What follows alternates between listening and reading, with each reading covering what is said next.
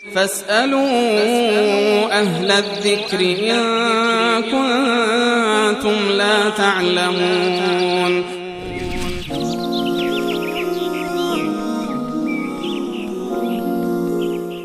عبدالله از تاجیکستان سوالش این بود که آیا رخ داده که پیامبر دعا کرده باشه و اجابت نشده باشد؟